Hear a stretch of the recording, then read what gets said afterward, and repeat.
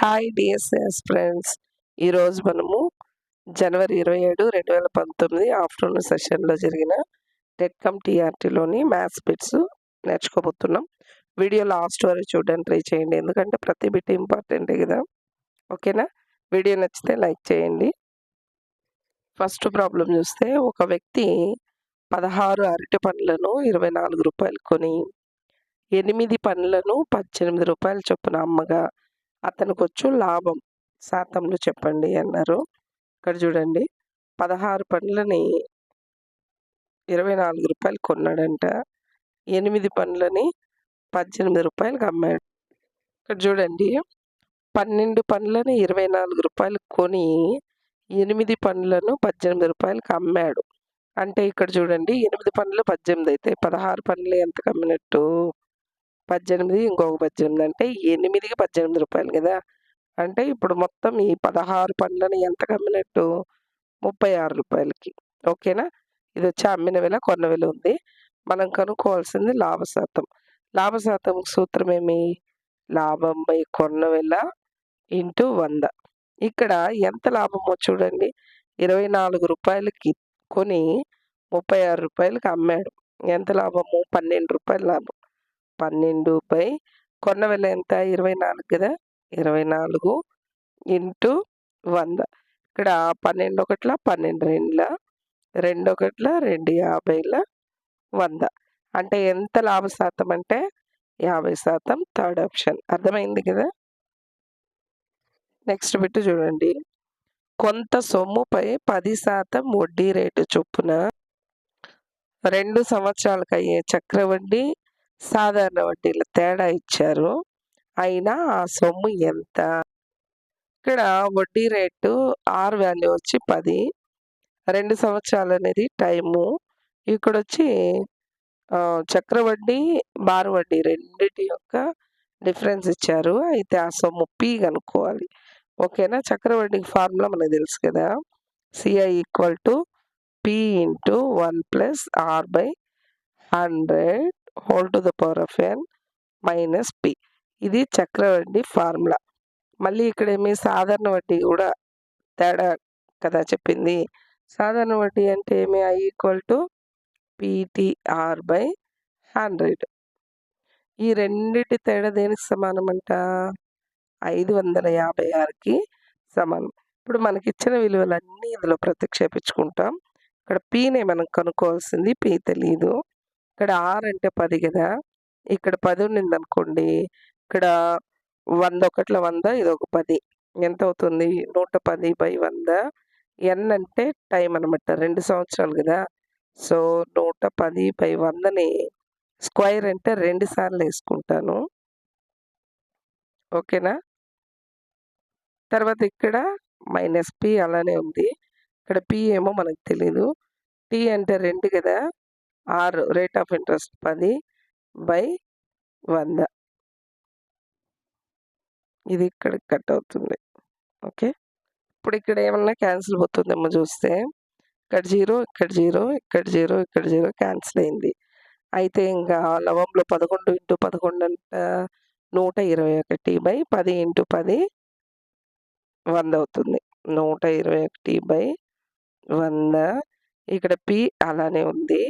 Minus ఇక్కడ 0, 0, 2 ఒకట్ల 2 5ల. ఇప్పుడు లవంలో ఏం మిగిలింది? పి మిగిలింది. హారంలో 5 మిగిలింది. ఈ డిఫరెన్స్ దేనికి సమానము?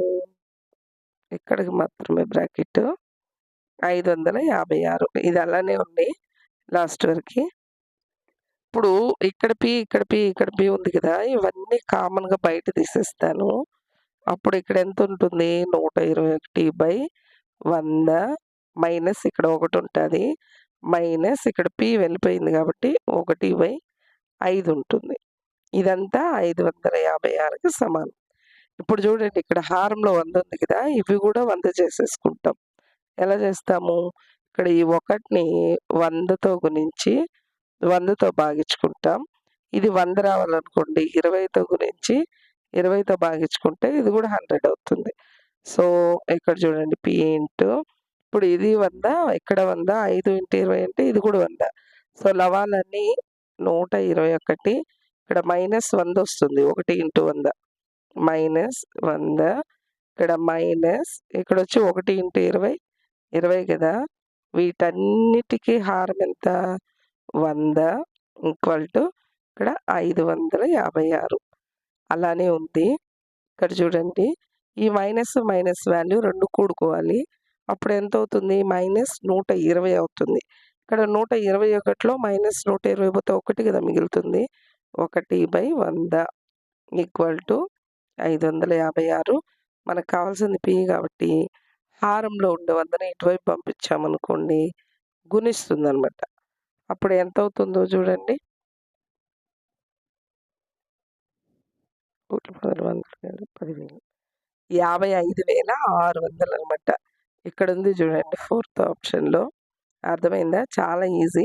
ఫస్ట్ మీరు ఫార్ములాస్ ఒక్కటి గుర్తుపెట్టుకుంటే చాలు. దాంట్లో నుంచి వాల్యూస్ అన్నీ ప్రత్యక్షపించుకుంటా సింప్లిఫై చేస్తే చాలు. ఓకే, అర్థమైంది కదా? ఇక్కడ 4th ఆప్షన్ ఆన్సర్.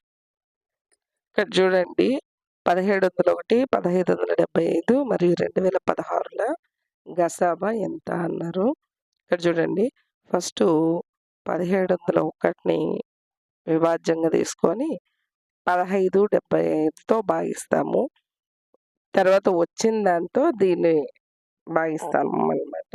ఓకే, ఇక్కడ చూడండి 1ల 1575 సబ్ట్రాక్ట్ చేసినామంటే 6, 9లో 7 2, 126 వచ్చింది. మళ్ళీ ఇక్కడ ఉండేదాన్ని ఇక్కడ వేసుకోవాలన్నమాట. ఇది ఈ గసాబాలో ఉండే ప్రాసెస్. ఓకే, ఇక్కడ 126 12ల 1512 వస్తుంది. సబ్ట్రాక్ట్ చేసినామంటే 3, 63 వచ్చింది. మళ్ళీ దీన్నెత్తి ఇక్కడ వేసుకోవాలి. ఈ విధంగా మనం ఎంతవరకు వేసుకోవాలంటే 0 వచ్చే వరకు వేసుకోవాలి. 63 2ల 126 వస్తుంది. 126లో 126 పోతే 0. ఇక్కడ వచ్చి ఈ రెండిటి యొక్క గసాబా మనకి ఎంత అంటే ఈ రెండిటి యొక్క గసాబా 63 వచ్చింది. ఈ 63తో మళ్ళీ దీన్ని చేయాలి. ఓకే, ఒక్కొక్కసారి అదే కూడా ఆన్సర్ అయిపోతుంది. ఇక్కడ చూడండి 63 ఉంది, కానీ అది కూడా చేసేస్తాం డౌట్ లేకుండా. 2016 63 32ల 2016 వస్తుంది. ఇక్కడ 0 వచ్చింది. ఓకేనా? ఇప్పుడు దీని యొక్క గసాబా ఎంత అంటే 63. మన ఛానల్ని రెగ్యులర్గా ఫాలో అయ్యారంటే డిఎస్సి లోపు మీకు మ్యాథ్స్ అంటే భయం లేకుండా చేస్తాను. ఓకేనా? ఇక్కడ చూడండి 1, 4, 6, 8 మరియు 9 అంకెలను ఒకసారి మాత్రమే ఉపయోగించి వ్రాయదగిన 5 అంకెల గరిష్ట సంఖ్య అన్నారు. ఇక్కడ ఏమంటే చూడండి గరిష్ట సంఖ్య అంటే దీనిలో ఏది పెద్దదో అది ఫస్ట్ రాసుకుంటాం. 9 పెద్దది కదా, మళ్ళీ 8 పెద్దది, ఇక్కడ 6 పెద్దది, నెక్స్ట్ 4 1 రావాలి. కానీ ఇక్కడ ఈవెన్ నంబర్ అన్నారు. ఇప్పుడు 4 1 రాస్తే 41 రాస్తే బేస్ సంఖ్య అయిపోతుంది. కానీ ఇక్కడ ఈవెన్ నంబర్ అన్నారు కాబట్టి ఈ 41 రివర్స్ రాస్తే 14 వస్తుంది. అదనమాట ఇక్కడ థర్డ్ ఆప్షన్. ఓకే, ఇక్కడ సరి అని రావాల్సి ఉంది. ఓకే ఓకే, ఇక్కడ గరిష్ట సరి సంఖ్య. ఓకే, కాబట్టి థర్డ్ ఆప్షన్. నెక్స్ట్ చూడండి 14, 17, 34 మరియు 42 అనే సంఖ్యల నుండి ఈ కనిష్ట సంఖ్యను తీసివేయగా మిగిలిన శేషాలు అనుపాతంలో ఉంటాయి అన్నారు. అనుపాతంలో ఉండడం అంటే ఏం లేదు, అంత్యముల లబ్ధము ఈక్వల్ టు మధ్యముల లబ్ధము.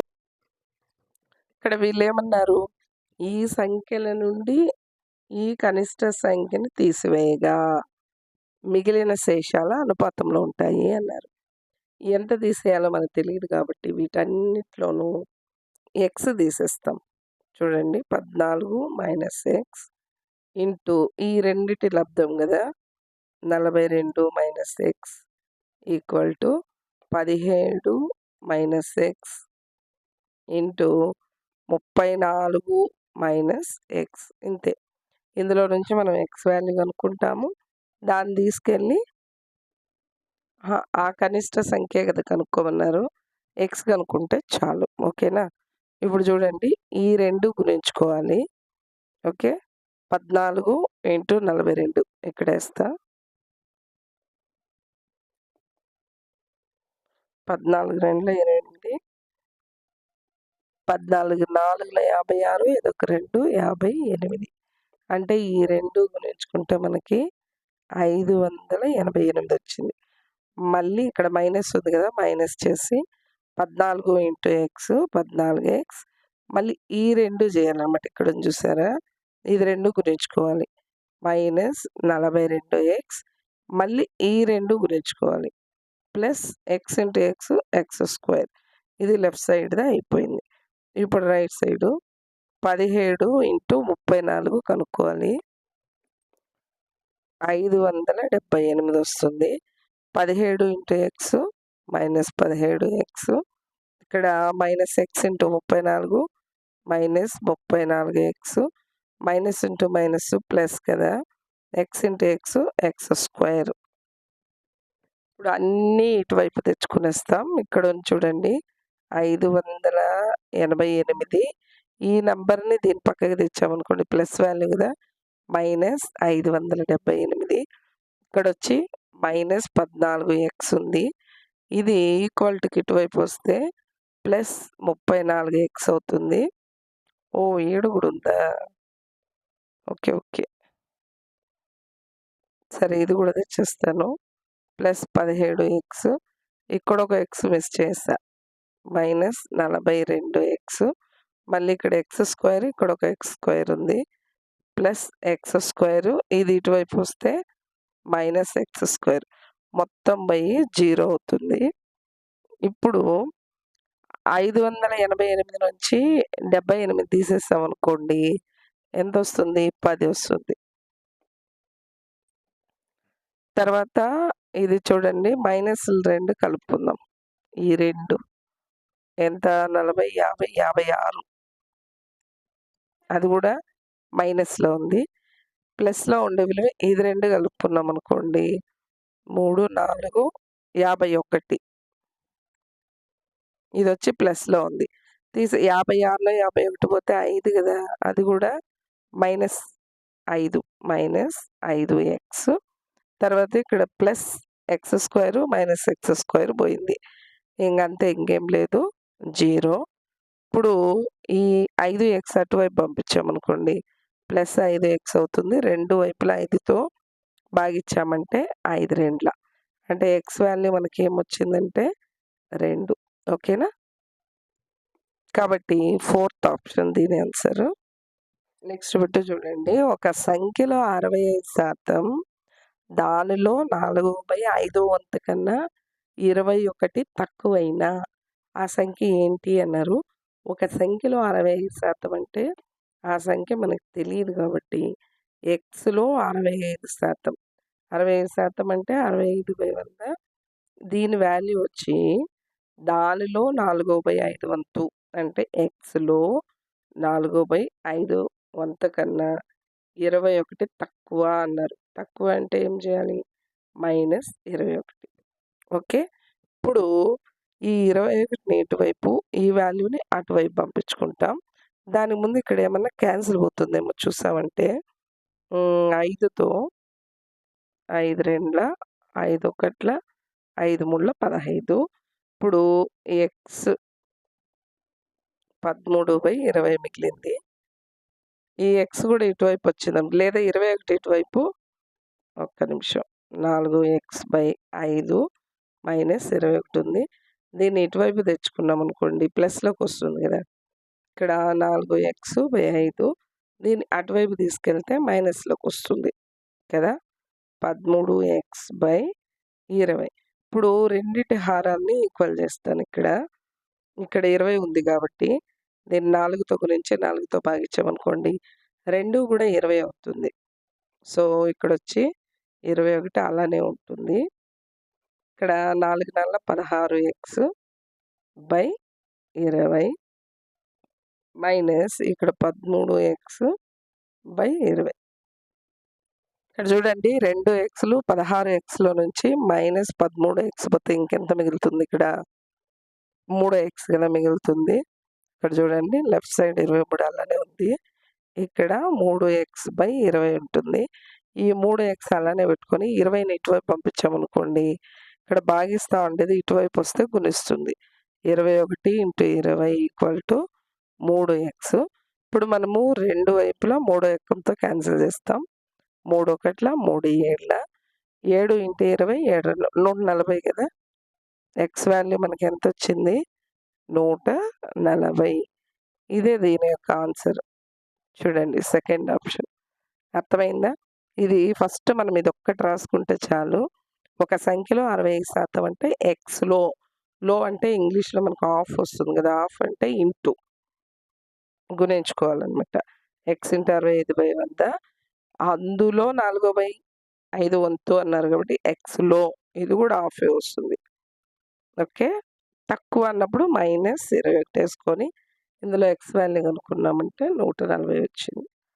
ఓకేనా? అర్థమైంది కదా. దీన్ని మీరు నోట్స్ ఒకటి పెట్టుకొని సింపుల్‌గా ఫార్ములాస్ అలాంటివి కానీ అలా రాసి పెట్టుకున్నారంటే మీకు ఈజీగా ఉంటుంది. నెక్స్ట్ బిట్ చూడండి. వర్గ సంఖ్య మరియు ఘన సంఖ్య. ఐఎం 3 అంకెల సంఖ్య అంటే x² రావాలి, x³ లాగా రావాలన్నమాట. ఇప్పుడు దీని వర్గం లాగా ఏదొస్తుంది, క్యూబ్ లాగా ఏదొస్తుందో చూసామంటే, దీన్ని గాని ఒకవేళ 3తో భాగించామనుకోండి పోదు. ఇది బేస్ సంఖ్య కాబట్టి 2తో కూడా పోదు. 5తో కూడా పోదు. 5తో పోవాలంటే 0 గాని 5 గాని ఉండాలి. ఏ ఎక్కంతోనూ ఇది భాగించదు. కాబట్టి ఇది ఏది కాదు. ఇప్పుడు దీన్ని చూసామనుకోండి 625ని 5తో ఎల్సిఎం చేస్తామనుకోండి, ఇది 5 1 మళ్ళీ 1 మిగులుతుంది. 2 12 కదా. 5 2 10, 5 5 మళ్ళీ 5 2 10, 5 5 25, 5 5 అంటే ఇక్కడ 5లు అనేవి 4 టైమ్స్ వస్తుంది కదా. దీన్ని క్యూబ్‌గా రాయలేము, స్క్వేర్‌గా కావాలంటే రాసుకోవచ్చు. ఇలా రాయొచ్చు. కానీ 4 ఉంది కదా, ఇలా ఉంది కదా, దీన్ని ఇలా రాసుకోవచ్చు కానీ 3 వర్గంగా క్యూబ్‌గా రాయలేము. కాబట్టి ఇది కూడా అవ్వదు. నెక్స్ట్ ఇది చూసామంటే, దీన్ని చూసామంటే 729 కదా. దీన్ని 3తో 3 2 6, 1 మిగులుతుంది 12, 3 4 12, 3 3 9, 3తో 3 8 24 కదా, 3 1 3 2 6, 2 మిగులుతుంది 1 27 కదా, 2 21, 3 ఇప్పుడు 3 9 27, 3 3 ఇప్పుడు 1 2 3 4 5 6 వచ్చింది. దీన్ని ఎలా రాయొచ్చు ఒకసారి చూడండి. ఇక్కడ 3 స్క్వేరు క్యూబ్ ఇట్లా. ఇది చూడండి 3 అనేది 3 స్క్వేర్ అనేది ఇక్కడ 1 2 3గా ఉంది. అంటే ఇవి 9 క్యూబ్‌గా రాసుకోవచ్చు. తర్వాత ఇక్కడ చూడండి 3 3 డివైడ్ చేసుకున్నాం అనుకోండి, ఇట్లా 27 స్క్వేర్‌గా కూడా రాసుకోవచ్చు. వర్గంగా ఘనంగా రాసుకోవచ్చు. కాబట్టి థర్డ్ ఆప్షన్. నెక్స్ట్ బిట్ చూడండి. 6 అంకెల సంఖ్యలో మొదటి నుండి 2 అంకెలు 2 చే, 3 అంకెలు 3 చే, 4 అంకెలు 4 చే, 5 అంకెలు 5 చే, 6 అంకెలు 6 చే భాగించబడే సంఖ్య ఏంటి అన్నారు. ఇక్కడ ఉండే నంబర్లు చూస్తామంటే 1 నుంచి 2 అంకెలు 2 చే భాగిస్తుంది అన్నారు. అంటే ఈ ఫస్ట్‌లో ఉండే 2 సరి సంఖ్య అయితే 2 చే భాగిస్తుంది. కాబట్టి ఇవన్నీ భాగిస్తుంది. ఓకే. నెక్స్ట్ ఇంకొక రూల్ ఏమి? 3 చే ఫస్ట్ 3 నంబర్లు 3 చే భాగించాలి అని. అంటే మనకు తెలుసు డిజిటల్ రూట్ గాని 3 గాని 6 గాని 9 అయితే భాగిస్తుంది. ఇప్పుడు ఇక్కడ 3 నంబర్లు యాడ్ చేసుకున్నాం అనుకోండి. ఈ 3 నంబర్లు మనకి ఇందులో ఏదొచ్చినా ఇప్పుడు దీన్ని కూడితే 6 వస్తుంది. దీన్ని 3 4 8 వస్తుంది కదా. ఇది కూడితే 9, ఇది 6 వస్తుంది. కాబట్టి ఇది కూడా కాదు. ఇది అవ్వదు. నెక్స్ట్ ఈ 3 అవ్వచ్చు. ఇప్పుడు సెకండ్‌ది క్యాన్సిల్ అయిపోయింది మనకి. నెక్స్ట్ 4 నంబర్‌లు 4తో భాగించాలి అన్నారు. అంటే మనకి భాజనీయత సూత్రాల్లో ఈ 2 నంబర్‌లు గాని 4తో భాగిస్తే అది భాగించినట్టు కదా! నాలుగో ఎక్కంలో 34 రాదు. కాబట్టి ఇది కూడా లేదు. ఇదైతే వస్తుంది 4 9ల 4 6ల 4 9ల వస్తుంది. సారీ, ఇది రాదు. ఇది రాదనే చెప్పినాం కదా! ఓకే. నెక్స్ట్ ఈ రెండిట్లో చెక్ చేసుకోవాలి. ఈ రెండిట్లో చెక్ చేయాలంటే చూడండి. నెక్స్ట్ 5 అంకెలు 5 అన్నప్పుడు ఇక్కడ 5 వచ్చిందా? 5 వచ్చింది. ఓకే. 6తో అన్నప్పుడు 6 వన్స్ ప్లేస్‌లో 3 అనేది రాదు. కాబట్టి ఇది భాగిస్తుందనమాట. So, fourth option. అర్థమైంది గదా! ఫస్ట్ 2 సరి సంఖ్య రావాలి. ఇది 3తో భాగించాలి. ఈ 2 నంబర్ 4తో భాగించాలి. ఇక్కడ 5 ఉండాలి. లాస్ట్‌లో వన్స్ డిజిట్‌లో ఉండేది ఆరో ఎక్కంలో రావాలి. కాబట్టి fourth option correct. Next bit చూసారంటే 30, 40 తరగతి పౌనఃపున్యం ఎంత అనేసి అన్నారు. ఇక్కడ చూడండి. 0 అంతకంటే ఎక్కువ వచ్చి ఇంతుందంట. 10 అంతకంటే ఎక్కువ ఇంత. ఈ విధంగా టేబుల్ ఇచ్చారు. అయితే 30, 40 మధ్యలో కదా! ఇక్కడ చూడండి. 30, 40 మధ్యలో ఎంతుంది అనేది అడిగారు. ఇక్కడ చూడండి. ఇక్కడ ఇది కదా! 30, 40 తరగతి అంతరం. ఇక్కడొచ్చి ఎంత పౌనఃపున్యం ఉందంటే 51లో 48 తీసేయాలి. ఎంతొస్తుంది? 3. అదే మనకు కావాల్సిన ఆన్సర్. చూడండి ఫస్ట్ ఆప్షన్. అర్థమైంది గదా! నెక్స్ట్ బిట్ చూడండి. మొదటి 10 బేసి సహజ సంఖ్యల అంక మధ్యమం కనుక్కోమన్నారు. మనకి మొదటి 10 బేసి సహజ సంఖ్యల మొత్తం ఎంత అంటే n² అనేది ఫార్ములా మనకు తెలుసు. ఇక్కడ 10 అన్నారు కాబట్టి 10². 10 10ల 105 వచ్చి మొత్తము. ఇక్కడ అంక మధ్యమం అంటే సరాసరి అనమాట. రాసుల మొత్తం బై రాసుల సంఖ్య కదా! 0 0 క్యాన్సిల్ అయిపోతే 10. Second option. నెక్స్ట్ బిట్ చూడండి. ఒక చతురస్రం యొక్క కర్ణం ఇచ్చారు. అయినా దాని వైశాల్యం ఎంత? చతురస్రంలో 4 భుజాలు సమానంగా ఉంటుంది కదా! దీనిలో కర్ణం ఇచ్చారు. దీనిలో ఏమిచ్చినారు? కర్ణం ఇచ్చారు. ఎంత? 26 స్క్వేర్ రూట్ 2 అని. ఇక్కడ దీని యొక్క వైశాల్యం కనుక్కోవాలి. ఇప్పుడు ఇది సైడు అనుకుంటాం. అన్నీ ఈక్వల్ కదా! అంటే భుజము అని. మనకి పైథాగరస్ సిద్ధాంతం ప్రకారము కర్ణం స్క్వేర్ ఈక్వల్ టు భుజము స్క్వేరు ప్లస్ భుజము స్క్వేర్ కదా! దీనిలో ఇది ప్రతిక్షేపించుకుంటాం. కర్ణం ఇచ్చారు కదా! 26√2 హోల్ స్క్వేర్ ఈక్వల్ టు ఇక్కడ 2 భుజము స్క్వేర్. భుజము స్క్వేర్ మనకు తెలీదు. ఇక్కడ లెక్కలో చతురస్ర వైశాల్యం కనుక్కోమన్నారు ఇక్కడ. అంటే ఏమంటే s² అంటే భుజము స్క్వేర్ కనుక్కోవాలి మనం. అంతే, భుజము ఇంటూ భుజము. ఇప్పుడు ఇక్కడ భుజము స్క్వేర్ తీసుకుంటే చాలు. ఈ రెండిని ఇటువైపు పంపించుకున్నామంటే చాలు. ఇక్కడొచ్చి స్క్వేర్ ఉంది చూసారా? దాన్ని 26² ఇక్కడ రూట్‌కి, స్క్వేర్‌కి క్యాన్సిల్ అయిపోతే 2 ఉంటది ఇక్కడ. ఈక్వల్ టు 2 భుజము స్క్వేరు. ఇక్కడ 2 వైపులా 2ని 2తో భాగించామంటే క్యాన్సిల్ అయిపోతుంది. ఇక్కడ 26 × 26 చేస్తామంటే 676 వస్తుంది. కాబట్టి దీనికి ఏ ఆన్సర్ వస్తుంది? First one. ఓకేనా?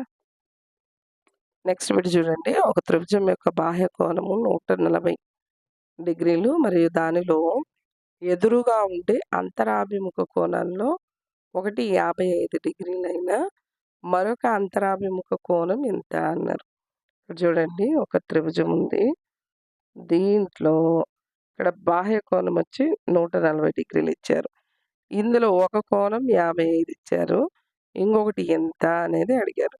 మనకు తెలుసు త్రిభుజంలో బాహ్య కోణం అంతరాభిముఖ కోణాల మొత్తానికి సమానమని.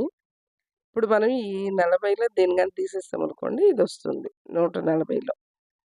55 తీసేస్తామంటే 5, 13లో 5 పోతే 8. Fourth option. ఓకే.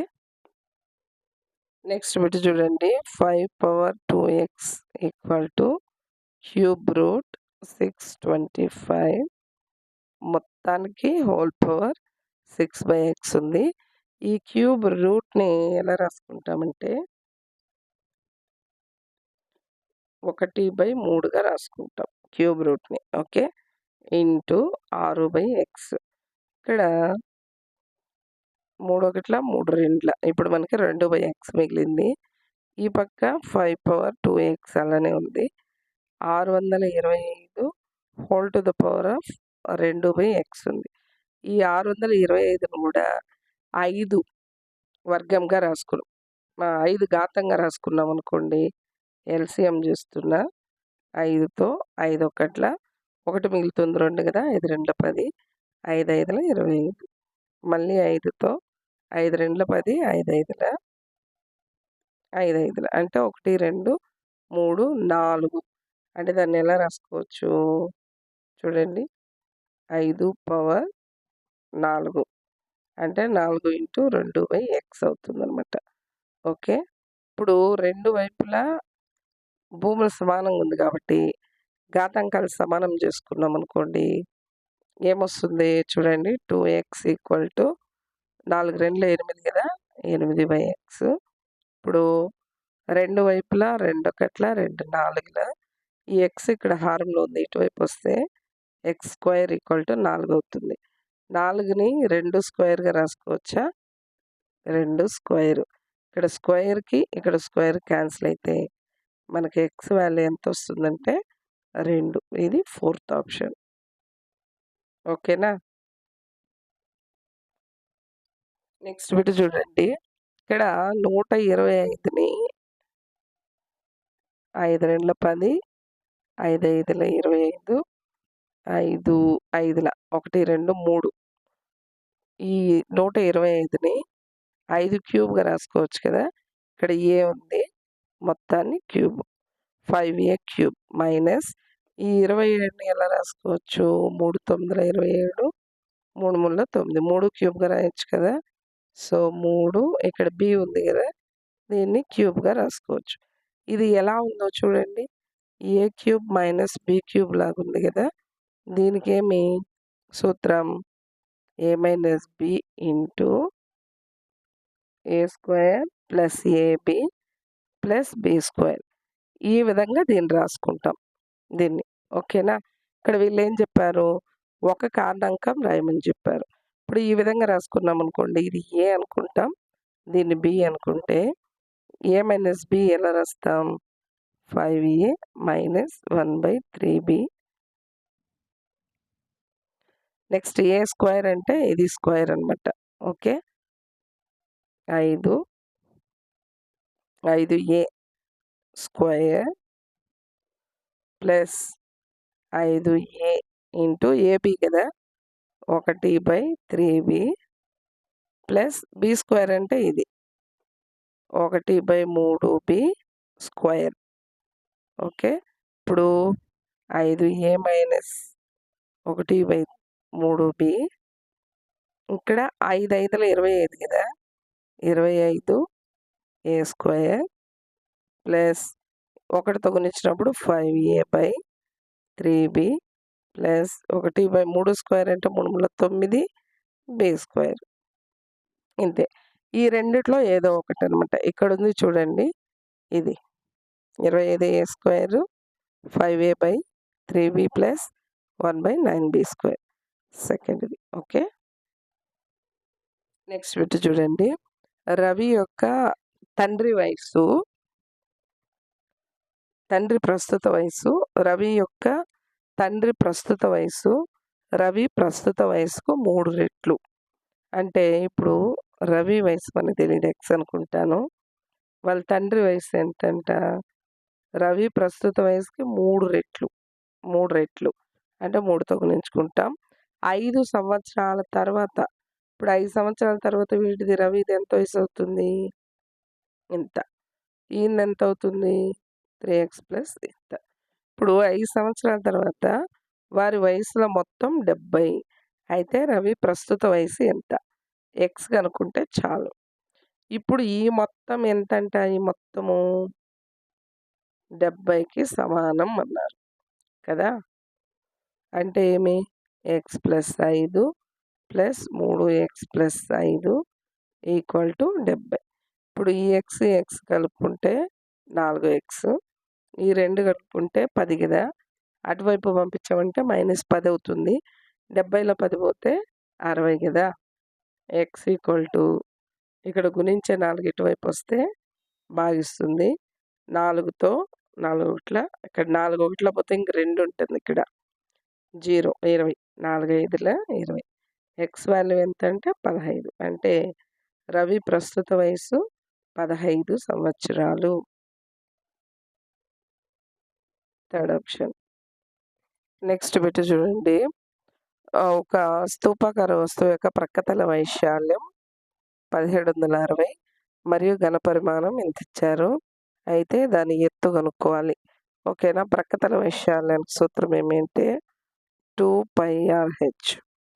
ఓకే. ఇదొచ్చి 1760 ఇచ్చారు. ఘనపరిమాణానికి సూత్రం πr²h. ఇదెంత? 12,320 ఘనపు సెంటీమీటర్లు. ఇది మనకిచ్చింది. ఎత్తు కనుక్కోమన్నారు. ఇప్పుడు దీంట్లో నుంచి మనము దేని వాల్యూ అయినా కనుక్కోవచ్చా అంటే ఇక్కడ చూడండి. πr²h బై అంటే ఈ వాల్యూ బై ఇది చేస్తున్నా.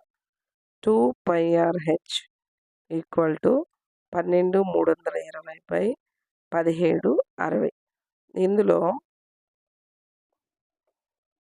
హెచ్ క్యాన్సిల్ అయింది. పై క్యాన్సిల్ అయింది. ఇక్కడ r² 2 ఉంది. ఒక r ఇక్కడ ఒక r క్యాన్సిల్ అయింది. ఇప్పుడు ఇక్కడ ఓన్లీ r మాత్రం మిగిలింది. లవంలో హారంలో ఉండే 2ని కూడా అటువైపు పంపించేసుకుంటాం మనం లాస్ట్‌లో. ఓకే. అప్పుడు మనకు r వాల్యూ వస్తుంది. దీన్ని తీసుకెళ్ళి ఇందులో ప్రతిక్షేపించి మనం h వాల్యూ కనుక్కుంటాం. ఇప్పుడు దీన్ని క్యాన్సిల్ చేస్తాం. 0, 0 క్యాన్సిల్. 4తో భాగిస్తున్నా. 4 4ల 16 పోతే 1 6. 4 4ల 16. ఇక్కడ 4 3ల 12. ఇక్కడ 3 ఉంది కాబట్టి పోదు కదా! 0 4 8ల 32. నెక్స్ట్ ఇక్కడ చూడండి. 4 1ల 4 1ల 4 ఏళ్ల 28 కదా! పోతే 2 8 వస్తుంది. 4 ఏళ్ల 28. 11 1ల 11 ఏళ్ల. మొత్తానికి r/2 వాల్యూ మనకి 7 వచ్చింది. ఇప్పుడు r మాత్రం పెట్టుకొని ఈ 2ని కుడివైపు పంపించామనుకోండి. 7 × 2 14 వస్తుంది. ఇప్పుడు r వాల్యూ మన 14 వచ్చింది. దీన్ని తీసుకొచ్చి ఇందులో ప్రతిక్షేపించుకొని మనకు కావాల్సిన హెచ్‌ని కనుక్కుంటాం. ఓకేనా? ఇప్పుడు ఇక్కడ వేస్తాను. 2 పై వాల్యూ 22/7 కదా! ఇంటూ r వాల్యూ ఇక్కడ 14 కనుక్కున్నాం. హెచ్ మనకు తెలీదు. ఈక్వల్ టు 1760 కదా! ఇక్కడ హెచ్ మాత్రం అలానే పెట్టుకొని మిగిలినవన్నీ కుడివైపు పంపించామనుకోండి. ఏం మిగులుతుందో చూడండి. హెచ్ మాత్రం పెట్టుకొని ఇక్కడ 1760 అలానే ఉంటుంది. ఇక్కడ భాగించే 7 కుడివైపు పోతే గుణిస్తుంది. బై ఇక్కడ గుణించే ఈ అన్ని వాల్యూస్ హారంలోకి వచ్చేస్తుంది. 2 × 22 × 14. ఓకే. ఇప్పుడు లవహారాల్ని ఒకే ఏకంతో క్యాన్సిల్ అయ్యేవి చూద్దాం. ఇక్కడ 7 1ల 7 2ల ఇక్కడ 11 2ల ఇక్కడ 11 1ల 11 పోతే 6 6 ఉంటుంది. 11 6ల ఇక్కడ 0 ఉంది. మళ్ళీ ఇక్కడ 2తో 2 80ల మళ్ళీ 2తో 2 40ల మళ్ళీ ఇక్కడ ఒక 2 ఉంది కదా! 2 20ల. అంటే ఈ ఫస్ట్‌దనమాట. అర్థమైందా? First option. నెక్స్ట్ బిట్ చూడండి. త్రిభుజం ఏబీసీలో ఇందులో యాంగిల్ ఏ దగ్గర ఇక్కడ 40 డిగ్రీలు ఉంది కదా! ఇప్పుడు బి నుంచి ఓకి, సి నుంచి ఓకి వరుసగా యాంగిల్ బి, యాంగిల్ సిల కోణ సమద్విఖండన రేఖలు ఇవి. కరెక్ట్‌గా కోణాన్ని 2 భాగాలుగా కట్ చేస్తాయంట. అయితే యాంగిల్ బీఓసీ ఎంత? అంటే ఇక్కడ యాంగిల్ కనుక్కోవాలి. ఇక్కడ యాంగిల్ కనుక్కోవాలి. ఇప్పుడు ఒక త్రిభుజంలో 3 కోణాల మొత్తం 180 డిగ్రీలు గదా! అందులో ఇక్కడ 40 డిగ్రీలు పోయింది. ఇంకెంతుంటుంది? 40 తీసేస్తే 140 మిగులుతుంది. దీన్ని ఇక్కడ 2 ఈక్వల్ పార్ట్స్‌గా డివైడ్ చేసుకోవాలి కదా! 40 పోయింది. ఇంకిక్కడ 70, 70 ఉండాలి. ఇక్కడ వీళ్ళేం చెప్పారు? ఈ లైను కరెక్ట్‌గా సమద్విఖండన చేసింది అన్నారు. ఆ 70ని కూడా 2 భాగాలుగా చేసామనుకోండి 35, 35 వస్తుంది. ఇక్కడ 35, ఈ లోపల 35. ఇక్కడ 35, ఇక్కడ 35. ఇప్పుడు మనం కనుక్కోవాల్సింది ఇక్కడ గదా! సో, ఇక్కడ 2 35, 70 పోయింది. ఇక్కడ ఎంత ఉంటుంది? ఇప్పుడు ఇది ఒక ట్రయాంగిల్ అనుకుంటాం మళ్ళీ. ఇదొక త్రిభుజం అనుకుంటే, ఈ 2 కోణాలు మొత్తం 70 డిగ్రీలయింది. ఇక్కడ ఎంత అంటే 3 కోణాలు 180 డిగ్రీ నుంచి 70 తీసేసామంటే 110. కాబట్టి థర్డ్ ఆప్షన్. ఇంకొక 2 వీటిలో ఒక సమలంబ చతుర్భుజం యొక్క సమాంతర భుజాల కొలతలు 9 సెంటీమీటర్లు, 7 సెంటీమీటర్లు అయితే వాటి మధ్య లంబ దూరం 6 సెంటీమీటర్లు అయితే సమలంబ చతుర్భుజ వైశాల్యం ఎంత అని అన్నారు. ఇది చూడండి ఇలా ఉంది. ఇది ఏమిది? సమలంబ చతుర్భుజం. దీనిలో ఒక భుజం వచ్చి 7 సెంటీమీటర్లు, ఇంకొకటి 9 అన్నారు. వీటి మధ్య లంబ దూరం 6 సెంటీమీటర్లు అయితే సమలంబ చతుర్భుజం యొక్క వైశాల్యం ఎంత? సమలంబ చతుర్భుజానికి వైశాల్యం సూత్రం ఏమి అంటే ఆఫ్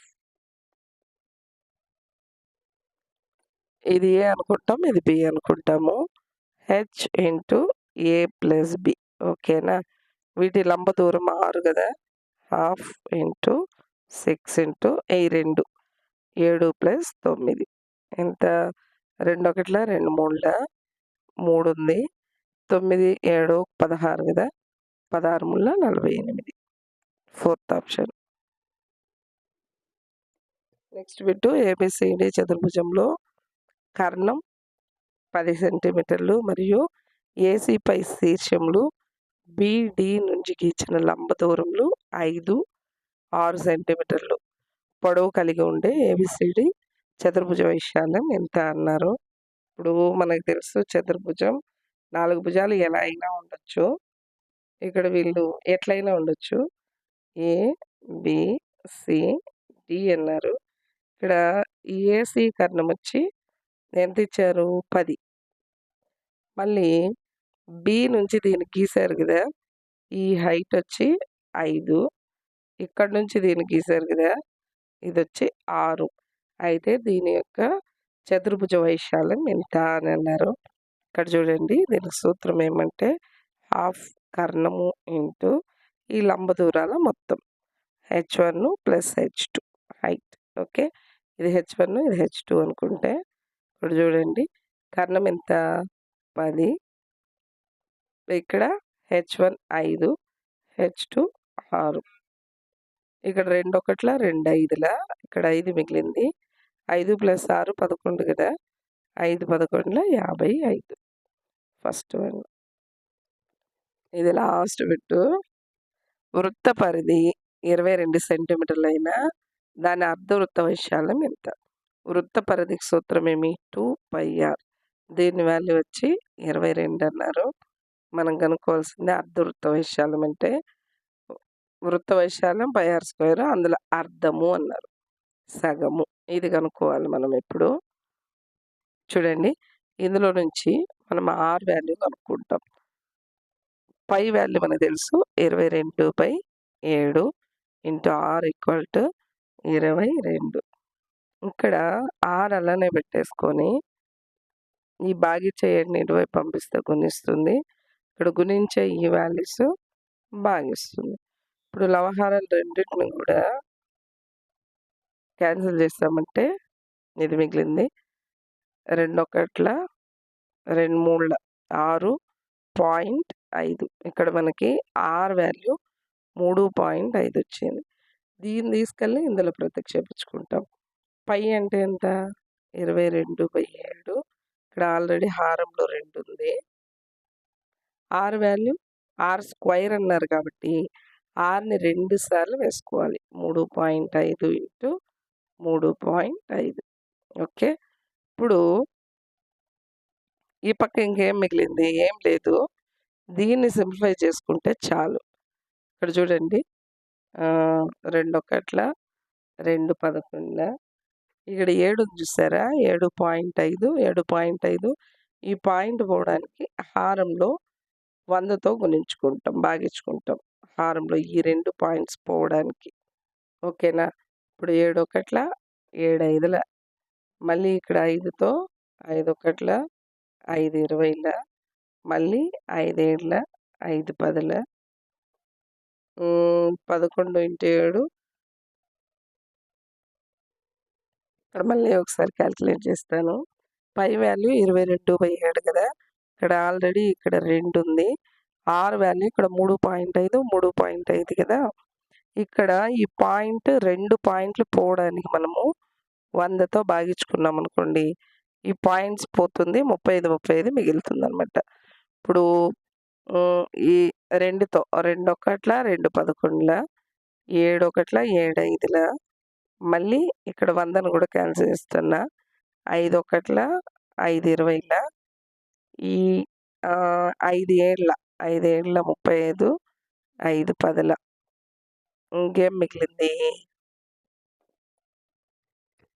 సారీ ఇక్కడ 5 ఏళ్ల 5 4ల 20 కదా! నెక్స్ట్ ఇక్కడ లవంలో 11 ఇంటూ 7 77 మిగిలింది.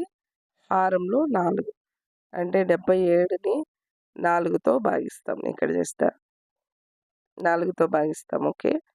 4 ఒకట్ల 4 పోతే ఇక్కడ 3 7 4 9ల 36 ఇంకో 1 మిగిలింది. ఇక్కడ పాయింట్ పెట్టుకుంటాం 0 మళ్ళీ 4 రెండ్ల 8 మళ్ళీ ఇక్కడ 2 మిగిలింది. ఆల్రెడీ పాయింట్ ఉంది 0 4 ఐదుల 20 అంటే 19.25 దీని ఆన్సర్ ఎంత? 11.25 ఇక్కడ ఉంది చూడండి 19.25 అర్థమైందా? Thank you all of you.